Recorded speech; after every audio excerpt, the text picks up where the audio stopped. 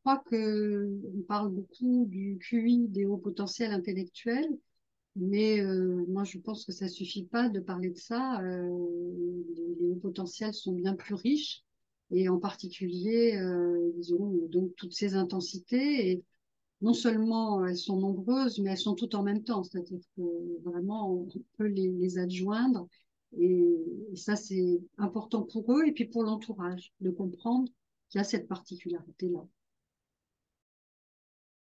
Ça s'adresse aux hauts potentiels qui, quelquefois, peuvent se sentir décalés parce que trop gai, trop triste, trop dans la solution, trop émotif, trop sensitif, trop...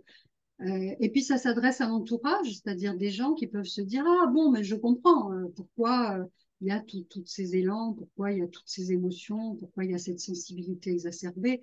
Donc, voilà, donc ça aide tout le monde. Ils vont repartir avec une liste déjà de se dire 11 intensités, c'est beaucoup quand même. D'où ça peut bien venir. Et donc, intellectuelle, émotive, intuitive, créative, contact, question existentielle, valeur. Ah, c'est de se dire, ah oui, donc c'est vraiment de nommer les choses. Voilà, de nommer, de faire la liste, de découvrir ce que ça recouvre, de donner des exemples. Hein, grâce à tes exemples, grâce à mes exemples, on explique vraiment au quotidien à quoi ça ressemble. Et là, ça permet de se dire, ah bon, bah, d'accord, alors je suis normale et les autres pouvoir dire de nous, ils sont normaux, c'est bon, ils sont juste intenses.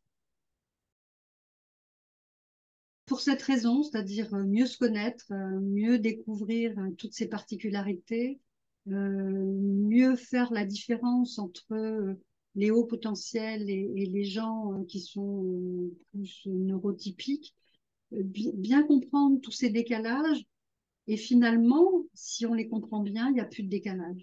Il y a juste des individus avec leur singularité.